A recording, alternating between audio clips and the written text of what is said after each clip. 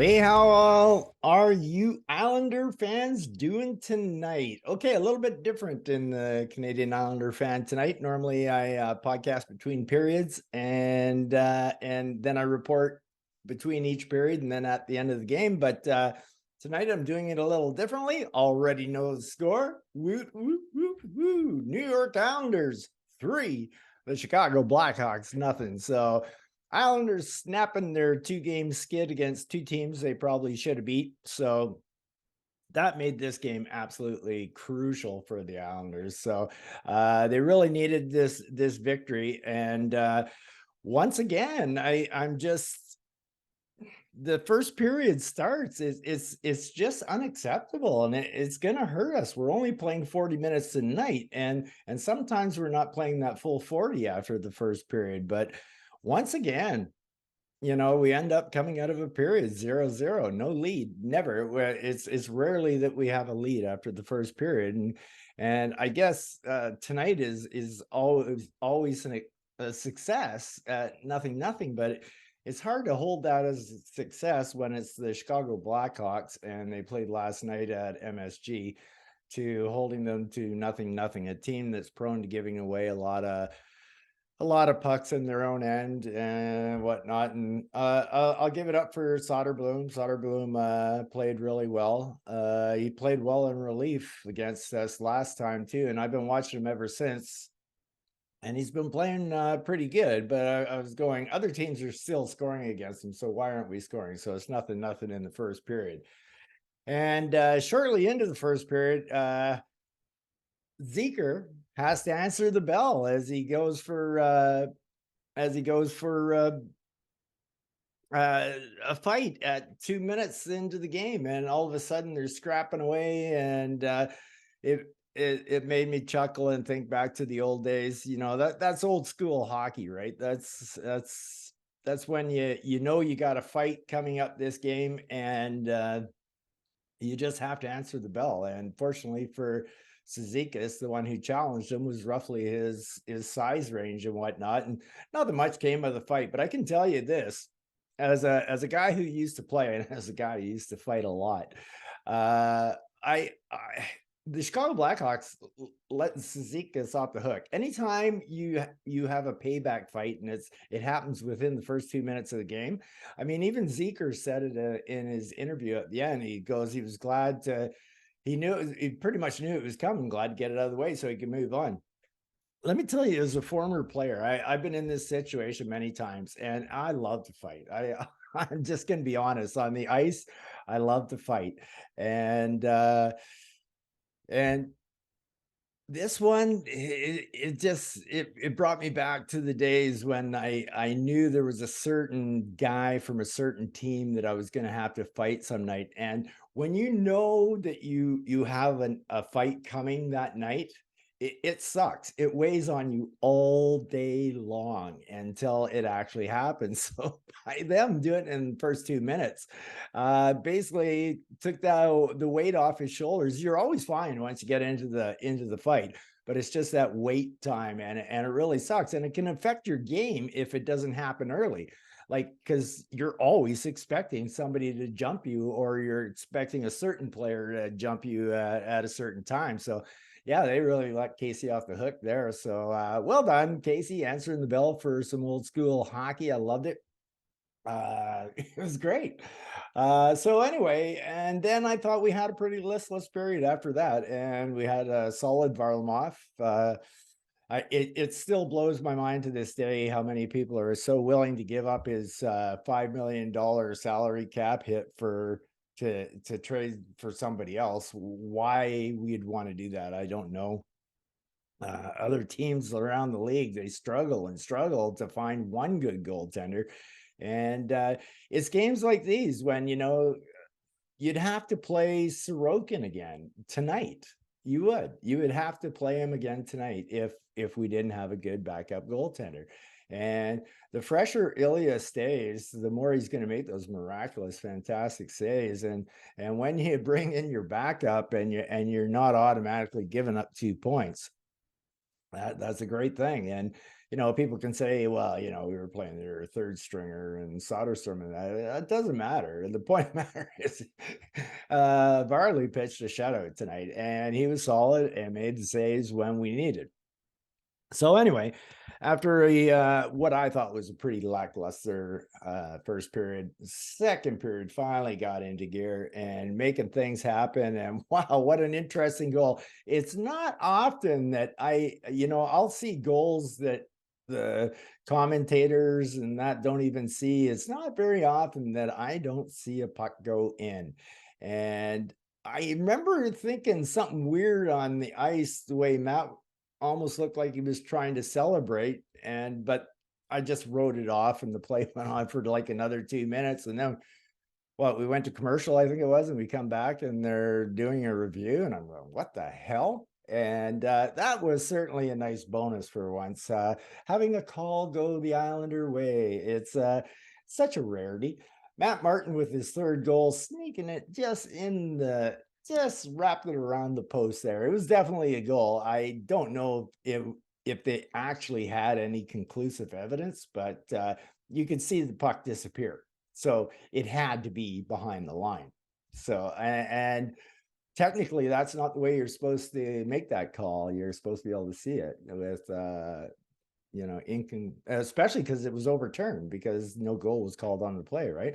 But anyway, Matt Martin gets his third goal and finally gets the Islanders going. Cizikas and Mayfield chip in with an assist on that one. It was good pressure. The Matt Martin Cizikas bashing line tonight was awesome, and they got more playing time tonight. And there's good reason why they were very, very good out there tonight. And so anyway, the goal by Martin seems to give the Islanders life because it comes halfway through the period. But it was almost like we got an extra bonus 2 minutes of hockey tonight for free, because I certainly didn't. I wasn't waiting for the whistles to go see them check that goal. So yeah, it was like we got 62 minutes to play tonight. So that was kind of nice. Anyway, and then Zach Parise, what a beauty deflection. That was sweet. That was really sweet. And Parise already up with his 8th goal. This time last year, he had 1 goal, and he's not doing anything different than he did last year other than the pucks going in, and I couldn't be happier for him. He earns every one of his goals. He'll go to the dirty spots. He's like a Brendan Gallagher, a Marchand, a guy who will just go to the greasy areas and get those goals. And it was such a beautiful deflection, well earned. And our PP duo of Pelican Pollock pulled up assists on that goal. So the 3 Ps in on that one. Yeah, so 8th goal of the year for Zach. Great job. And then the next one was a beauty. What a shot by Brock Nelson. He's starting to finally make one-timers, and it's great to see. I mean, good play by by Beauvillier. He made a really nice play. He charged in. I go, he's got a chance to shoot this because he was kind of getting angled off, but he went around. He kind of went around the guy who was chasing him to get the puck back to Brock, and Brock just unloaded, and it was a thing of beauty. It was don't often see Bo make a really smart play like that, but I'll give credit where credit's due, and that was a beauty. So Brock Nelson coming in with his 12th goal of the year and leading the Islanders. So Brock's still off to a great start, having a good season and playing well. So in the second period, we got to be happy with what happened there with the Islanders coming out. So then we go to the third period, and this third period I wasn't disappointed with at all, because I kind of thought that we played just a way you should probably play when you're up 3-0. Now, I have a lot of Islander fantasy guys on my team and I would love to be racking up the points, but there comes a point when you got to play smart hockey. And even while they did that, they still had the chances where before you wouldn't get those kind of chances, and now we are. So if you want to talk about the system breakdown, and that's the reason why we're still defending but still getting shots. There's a reason why, and it's because of Lane's system compared to Barry's system. And why not? So anyway, the Islanders shut them down in the third period. Didn't get any goals. That's okay. I didn't mind about that because they shut them down excellently. Chicago really wasn't any threat. They actually got a little burst at about the 15-minute mark, but then they quickly shut down after that 2 minutes. So anyway, New York Islanders win the game 3-0 over Chicago, breaking that mini 2-game slump, which was vital. And I'm not sure if anybody knows our up and coming schedule. It is a doozy. So let me tell you, this is the one we need. We needed to win this game going into that 4-game stretch, because that's going to be that's some tough competition for sure coming up. So pretty pleased about that. So anyway, I was going to talk a little bit about the difference in the systems between Barry Trotz and Lane Lambert. Basically, under Trotz, we had when you talk gap control under Trotz's system, basically you try to gap it at your own blue line, and you try to stand up and you try to make those and the play right there before it even gets in your zone.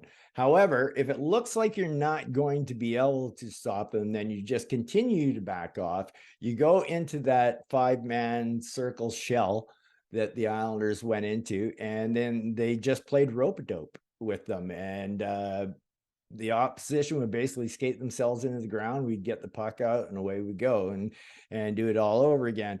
And that was basically our system. So we were trying to win games 2-1, which we were under Trotz and that. But when it comes to as a player, I mean, if you want to compare anything about that system that Trotz was enforcing, it reminds me of the Stanley Cup winning New Jersey Devils when they brought in the trap. And it's basically it's similar to a trap, very similar to a trap. And it's where you score your goals, hopefully on the power play, which we didn't do very well under Trotz, but that's where you hope to score your goals, is on the power play and over turnovers. And if you don't get those, then you're going to lose the game. And if you fall behind under that system, it is no good, because there's no way of coming back.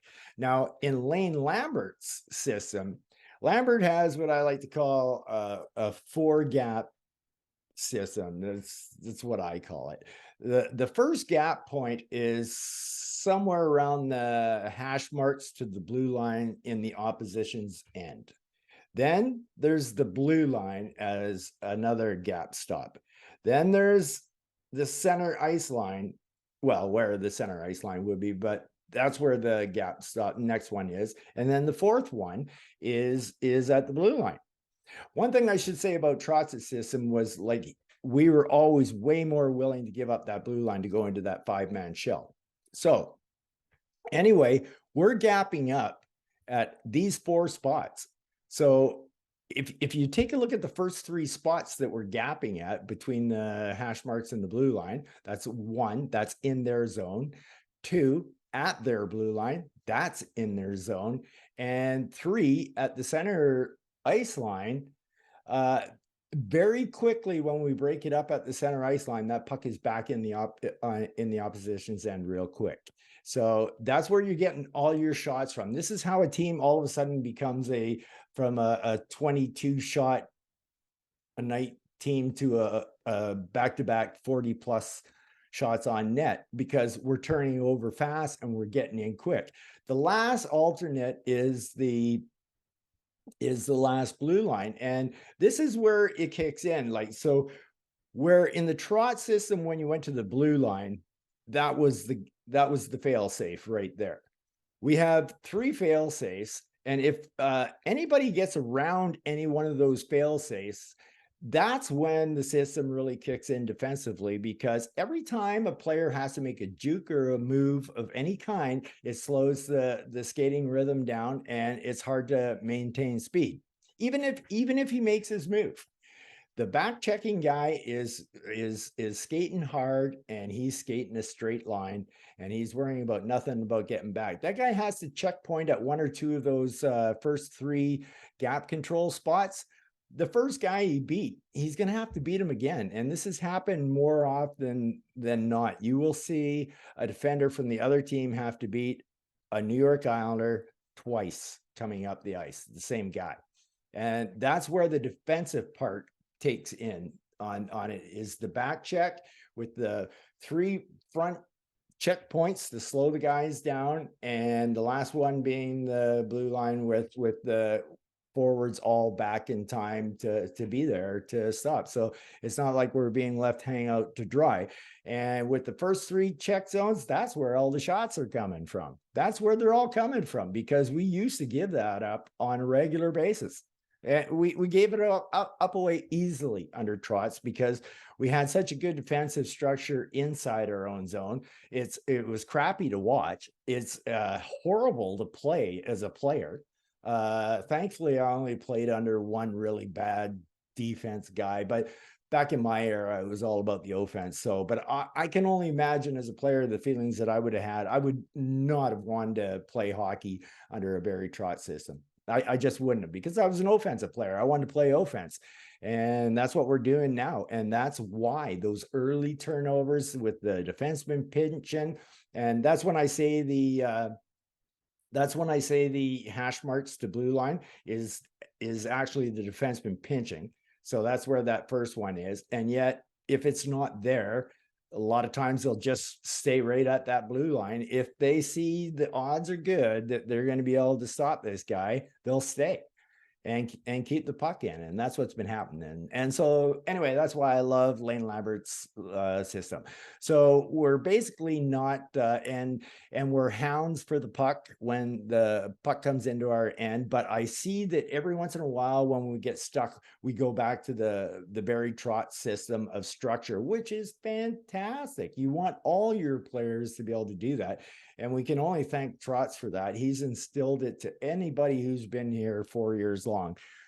They all know how to play defense now, so they can wrap the Trotz system right in with the Lane system, and we're just much better off for it. However, sometimes it's always a risk to gap control, and every once in a while the opposition will make a great play or whatever, and something will happen and you get scored on. And that's hockey. Mistakes, right? Just don't make mistakes, and normally you'll be good. Make good judgment calls on when to do that gap control, which is more often than not. And that's why it's been an exciting brand of hockey to watch for the Islanders this year. So yeah, really excited about the way the team's playing, especially with Lane's style. It's fantastic. So anyway, I'm going to run through the guys tonight. Simon Holmstrom, wow. This guy is just impressing me a lot. This is one guy that I just did not expect to do anything, but wow, I've seen some really nice flashes out of this kid, and this kid is playing good. He played good when he was up with Barzell. Should have never been taken off, in my opinion, for Bailey. And ever since he went down to Pajot and Parise, the Pajot and Parise line all of a sudden got really good. And the Barzell line, well, once upon a time, Matt Barzell was leading the NHL in assists, and he is no longer leading the NHL in assists because he really hasn't got many since Josh Bailey was put on his line. So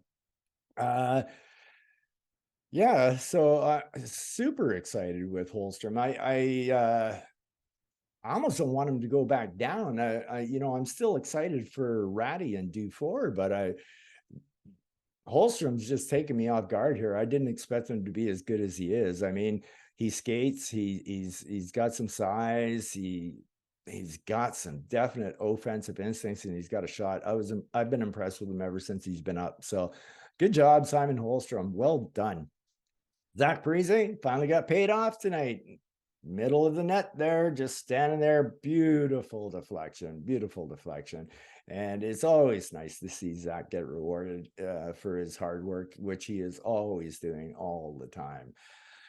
Josh Bailey, oh man, the guy he's just a black hole. Wherever he goes, that line suffers, and wherever he leaves, that line gets better. And I just don't know how these people cannot see this. He's just so unengaged in the hockey game. It's unbelievable. I'm not even going to talk anymore about it, but it's just ridiculous at this point. Like it's just going to make me cringe if a Simon Holmstrom gets sent down and Josh Bailey is still on the New York Islanders. And I know it's going to happen. I know it, but it's fucking frustrating, if you know what I'm saying. I've been doing this for so long watching this guy. He's killing me. If we ever draft his kids, I'll end it.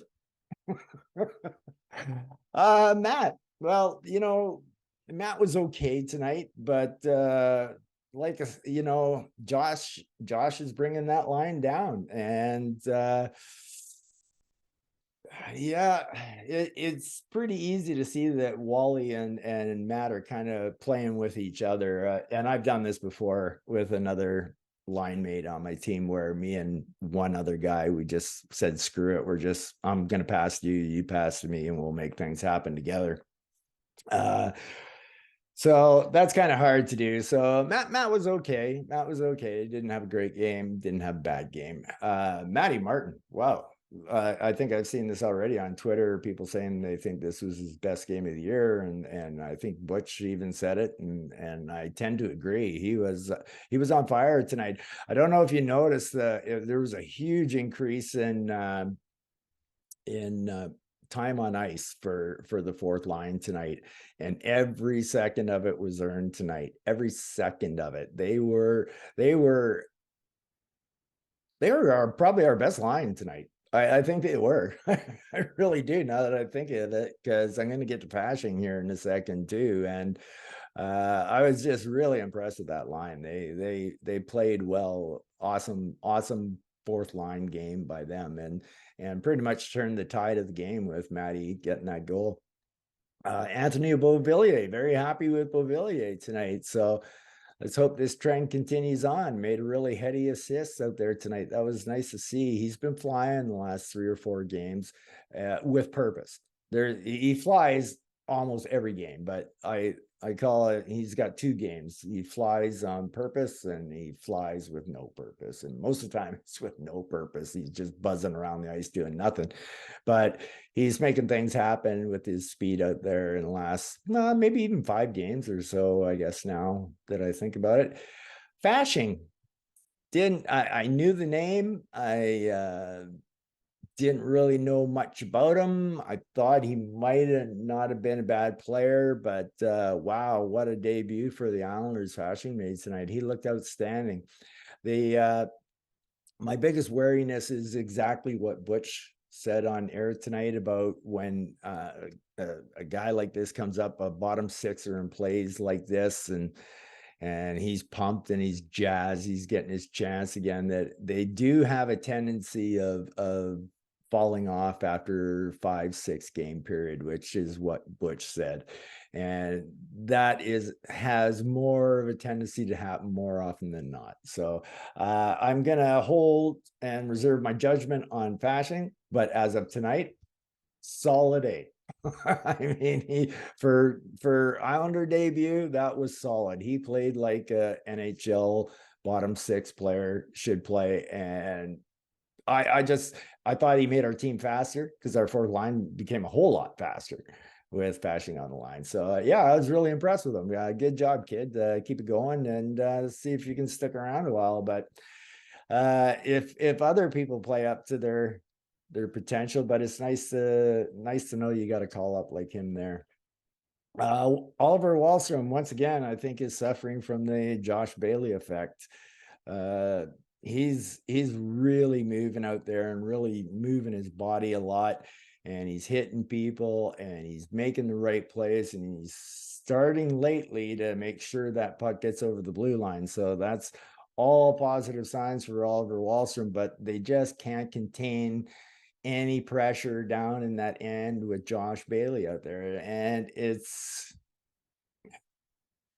I hate to rant over and over and over and over about Josh Bailey, but it just seems to never stop. And what am I talking here now? 15 years of frustration? I think it is. So, and that's why I may have some boiling points when I come to podcasting about Josh.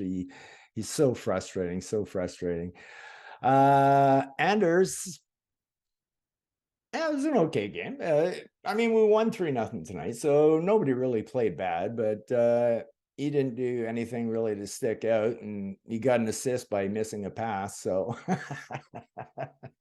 puck went right through his stick, right to Bo, and Bo over to Brock and got it. So it's basically stole assist from Dobby. But yeah, no, good game by Anders. Still using that big bet out there. It just cracks me up. I use that as pure entertainment to watch. Brock Nelson, what can you say? This guy's a player, man. He is a player, and I love it because Brock's always been one of my favorites. So to see him flourishing like this is just really it's fun to watch. It's fun to watch, and I like his agitating side too, and he just cracks me up. I like Brock. Pajot, good game again, once again, like the Holstrom Pajot. Who's on the line with him there? Oh, well, it'll come to me. Anyway, they had a great game it's because Holmstrom. So Pajot had another good game. The whole line had a good game. Like I said, I thought they were our best line out there tonight. So really well done. We were really struggling in the face-off circle in the first period, and JG kind of changed that around after the second period, and that was big for us. So yeah, good job. Casey Zizekas, what can you say? Good game. I kind of trashed him last game, and way to step up to the plate, Casey. You got yourself an assist, a +1, a 5-minute major for fighting, and good job. Way to answer the bell and go at her, and had one of his better games of the year, I thought, tonight. He was playing really well out there. Adam Pellick, old reliable. I just, he's not that old, but I'm just gonna call him old reliable because he just is like an old reliable. So another great game by Adam out there, and I picking up another assist. The offensive side's coming up on Adam, which is nice to see as well.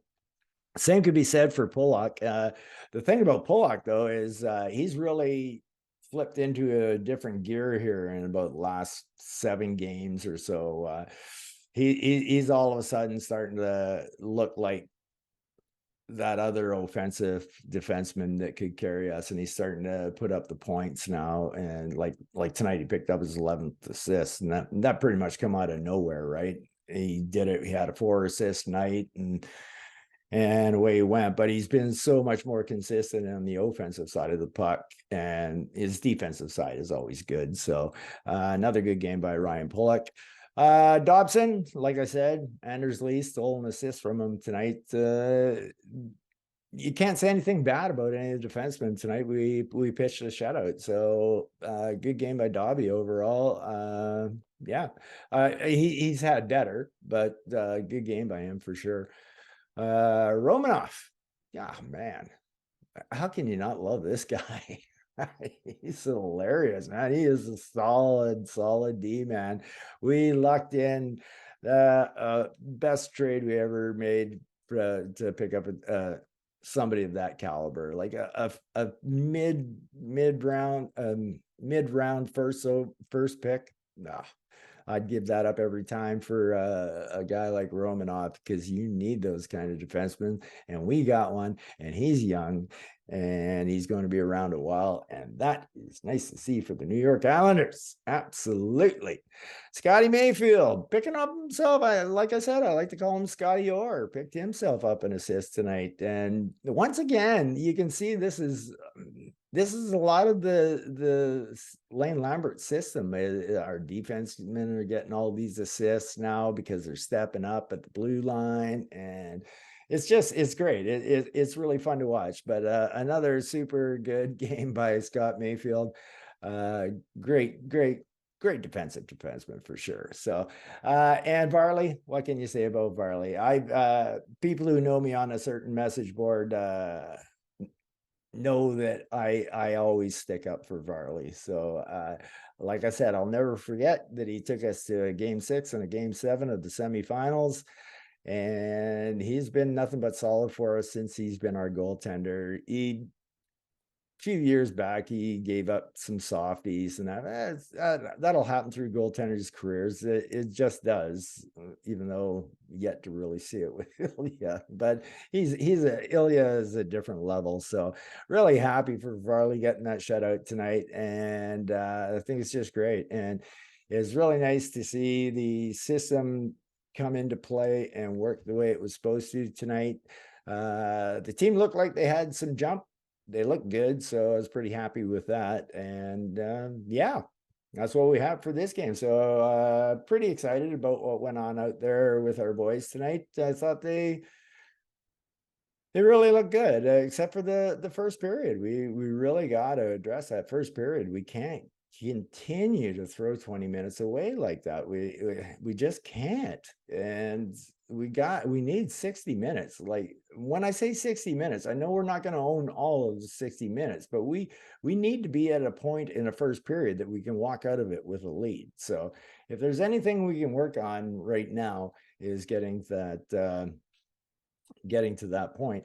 And even though our power play didn't produce tonight, didn't have many chances, I love our power play this year. And I said it last video, and I'll say it again this one. I completely expect the Islanders power play to end up in the top 10.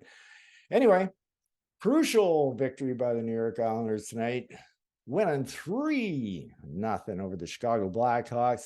Big win, and let's hope we're headed back on the direction of upwards. So for now, all you guys and girls out there, you guys all take care of yourself, and peace out.